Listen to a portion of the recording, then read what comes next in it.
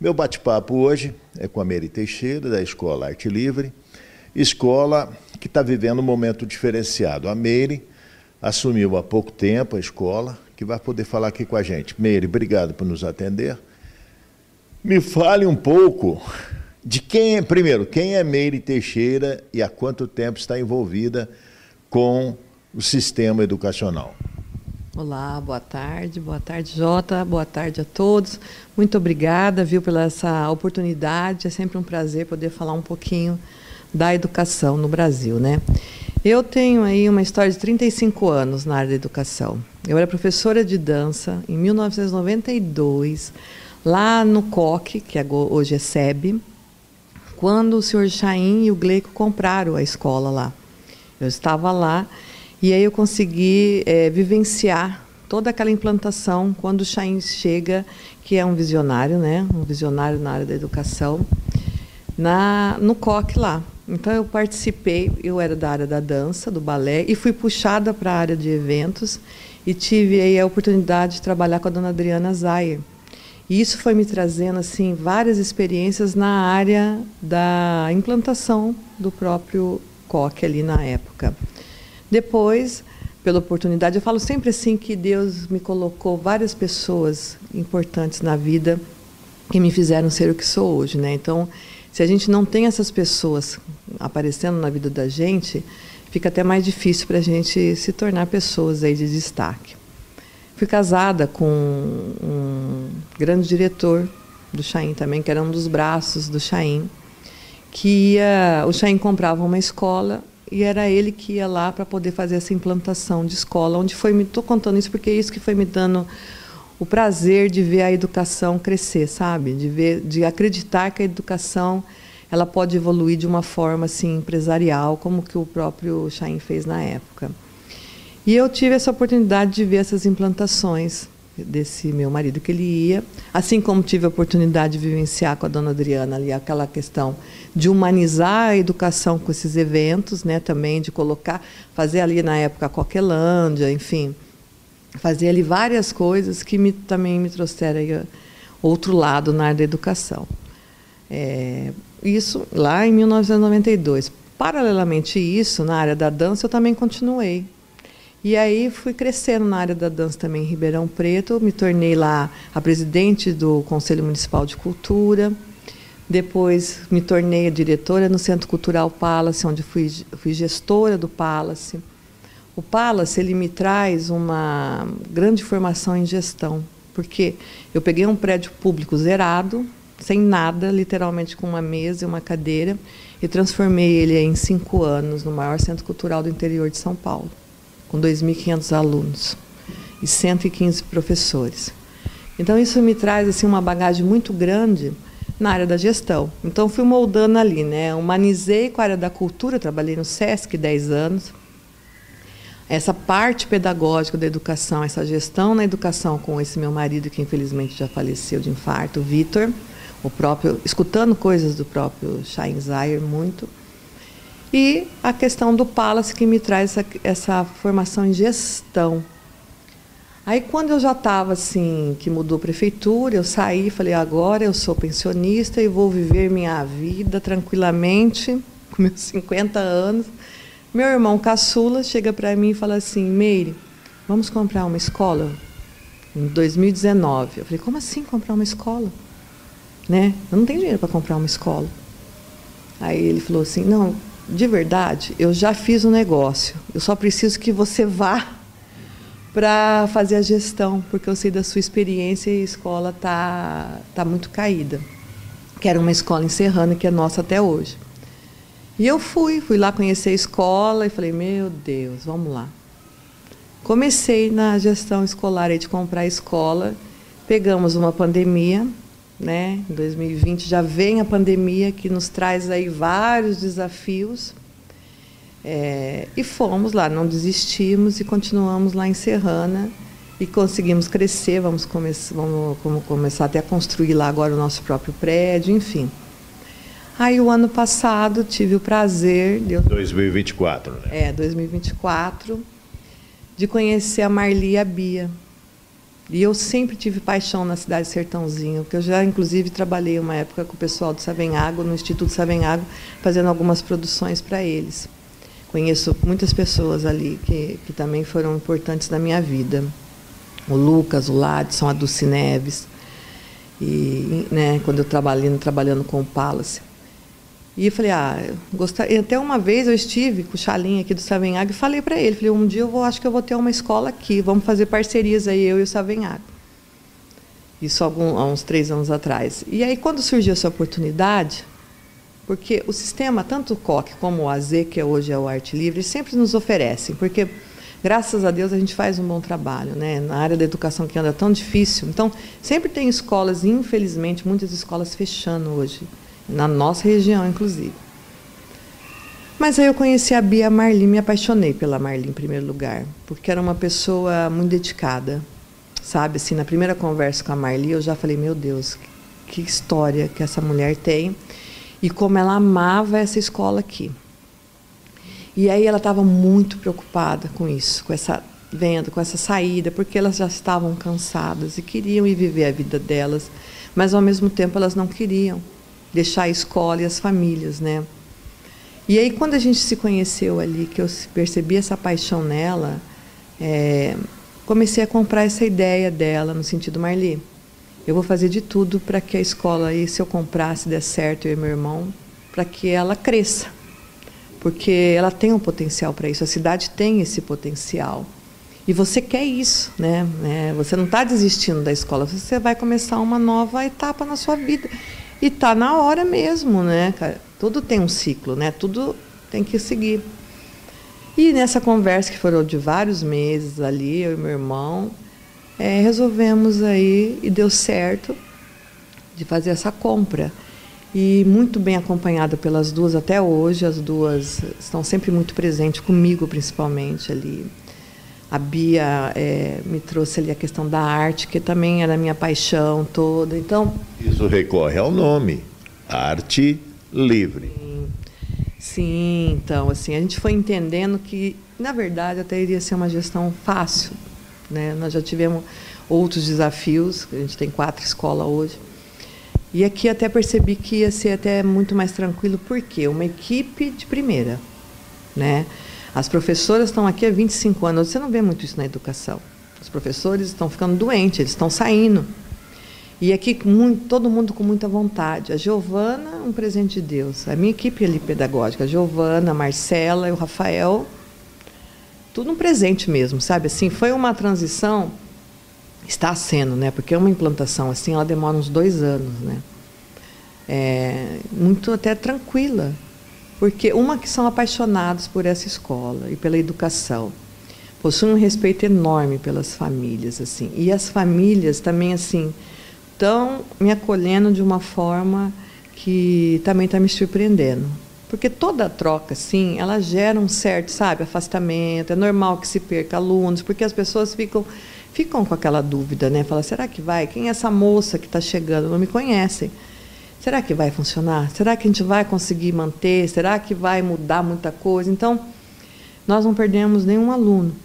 Nós estamos ganhando aluno, né? Todo dia a gente tem aqui muita procura pelo próprio nome da escola. É um nome muito conceituado. Então, tudo isso está fazendo ser uma implantação, uma gestão tranquila, perto do que é a educação hoje, entendeu?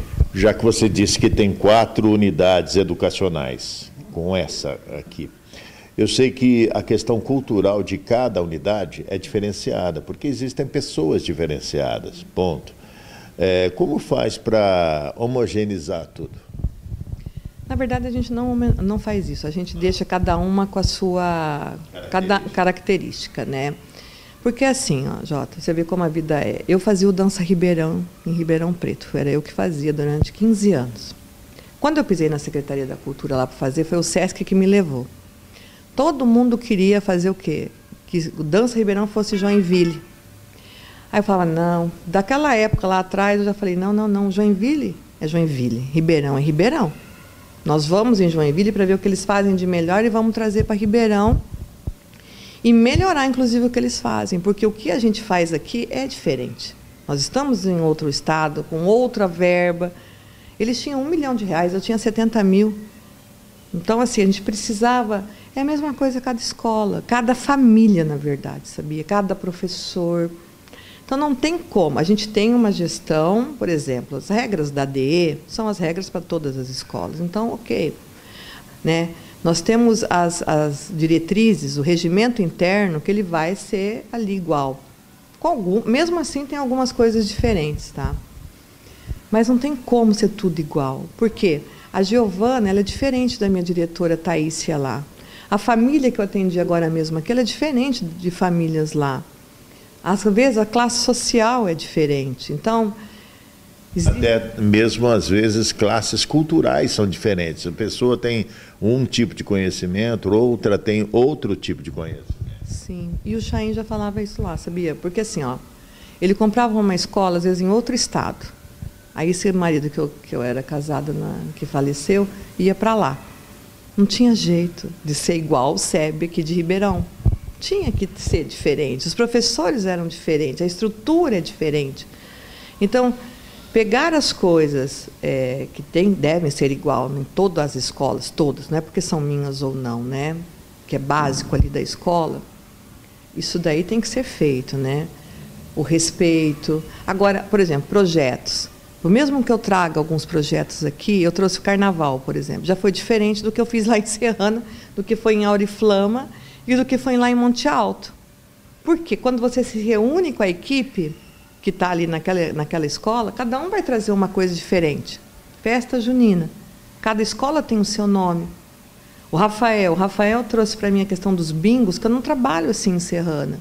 Eu, ok, Rafa, gostei disso, vamos fazer assim. Inclusive, eu cantei um bingo aqui da escola. É. Lá na Cocred, salvo engano. A Cocred ou na Copercana, salvo engano. Então, olha que beleza. Não é? E você sabe disso melhor que eu também, pela vivência aí. Cada um é de uma forma, cada empresa, o Savenhago mesmo, que a gente estava falando, ele tem as coisas dele ali, né, que são regras, mas cada unidade tem os seus funcionários, cada cidade vão ter as suas promoções. Então, assim, eu não estou aqui para ser igual, mesmo porque lá em Serrana eu sou COC, aqui eu sou AZ, Arte Livre. Eu acho que as pessoas ganham comigo nesse sentido, porque eu trago essas experiências, né? Como eu trago a experiência da cultura, dessa gestão pública. Quem faz a gestão pública de um prédio, como eu fiz lá, sem dinheiro, sem verba, então, assim, quando pega uma empresa que vai começar a funcionar, você imagina. Então, o que eu vou trazer aqui? A primeira coisa que eu fiz quando eu cheguei aqui mesmo foi escutar os meus alunos. Então, eu fiz uma grande... Eu dou aula, gosto de estar inserida em sala de aula, entende? Dou aula projeto de vida. Então, por exemplo, eu estou desde o maternal até o 9º ano aqui. Então, eu estou dentro da sala para conhecer os meus alunos, para escutar os meus alunos, porque assim eu consigo ajudar meus professores e as próprias famílias.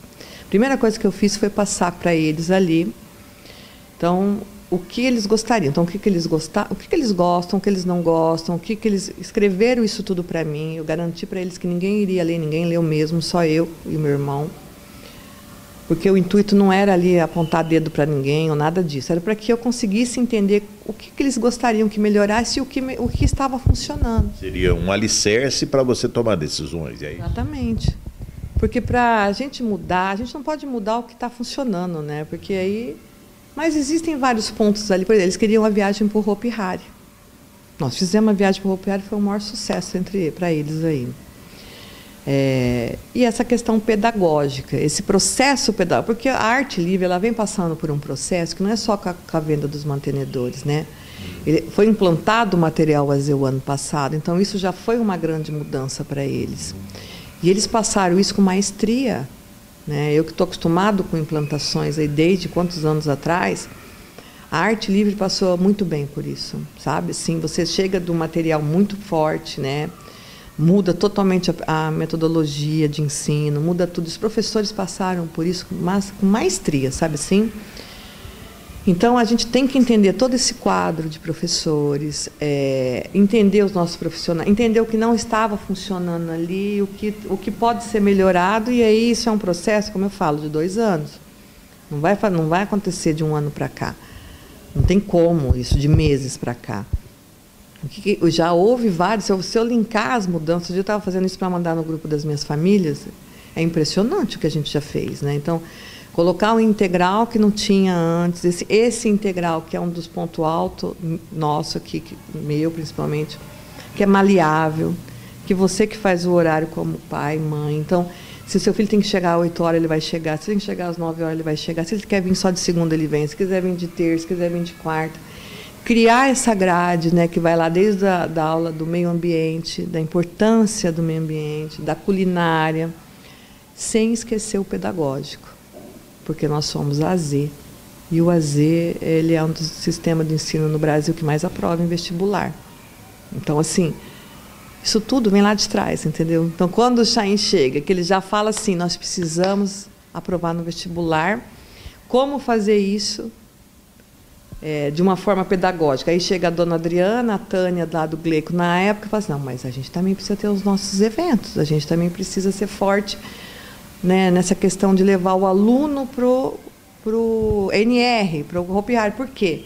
Porque essa união dos alunos, essa memória afetiva que o aluno vai criando, ajuda no próprio material, que é pesado, que é difícil, entendeu? Os pontos para as próximas estações, para o próximo ano, aí, quais as ideias?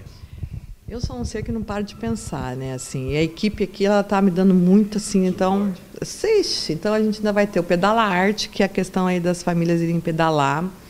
A festa junina, que vai ser um grande acontecimento agora, dia 14 de junho, vai ser grande, viu?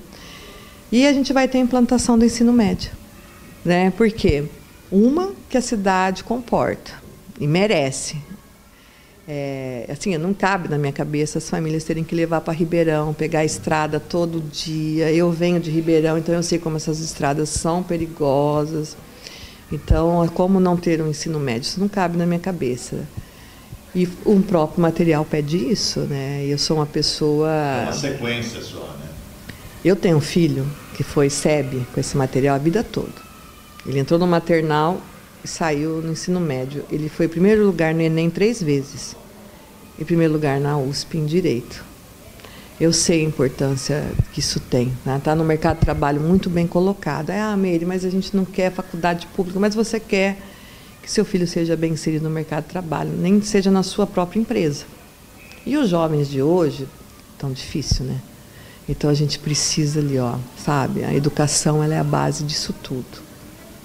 Junto com a família. Não adianta a educação fazer se a família não faz a parte dela ali. Então a gente traz isso muito bem alinhado.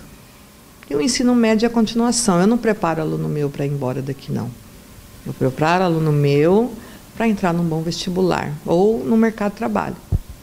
Então é isso que a gente vai fazer. Entende? Então o ensino médio já é uma realidade aí para 2026. Tá certo. Meire, alguma pergunta que eu deveria ter feito para você, que você gostaria de falar aqui aos nossos espectadores, pessoal que está nos ouvindo agora? Eu acho que foi uma conversa muito boa, né? Eu gostei de falar, gosto muito de falar. Eu gostaria só de falar, assim, que eu estou gostando demais dessa escola da cidade. Uma coisa que eu acho que é interessante falar, assim, a Meire tem outras escolas, como que eu distribuo o meu tempo, né? As outras escolas ali, elas têm outros donos também, né? Então, não sou só eu. Então, a Patrícia, que cuida lá de Auriflama, está lá. Meu irmão cuida lá de Monte Alto. A Meire fica mais entre Serrana e Sertãozinho. Nesse momento, mais aqui, né? Então, eu estou apaixonada pela cidade serrana, de verdade, sempre fui. E pelas famílias, pela essa minha nova equipe. Então, se tiver alguma dúvida na família, assim, não fiquem, porque eu sou uma pessoa extremamente acolhedora, converso com todo mundo, a minha equipe também. A gente tem muita experiência em inclusão, entendeu? Então, eu pediria assim, eu sinto às vezes, sabe, Jota, eles com esse medo nessas reuniões, grupo de pais falando, não precisam ter. porque a gente vai fazer, junto com a equipe hoje, junto com as famílias, um excelente trabalho em Sertãozinho. Nós estamos aqui para comprar esse terreno do lado, entendeu? Para crescer, para fazer o que a Arte Livre merece. O ano que vem são 45 anos de Arte Livre. A gente vai fazer uma grande festa. A Bia e a Marli vão estar do lado, como sempre estão. Então, assim, não precisam ter essa preocupação. Ok, nós falamos aqui com a Meire Teixeira. Ela é da Escola Arte Livre, nova gestora da Escola Arte Livre. Um abraço para você. Obrigada, viu, de novo. Muito obrigada pela oportunidade. Apareça lá na nossa festa junina, já é meu convidado, já vou dar uma mesa lá para vocês, para quem você quiser levar. E vamos fazer aí uma parceria, tá bom? Essa foi Meire, que falou aqui no meu canal.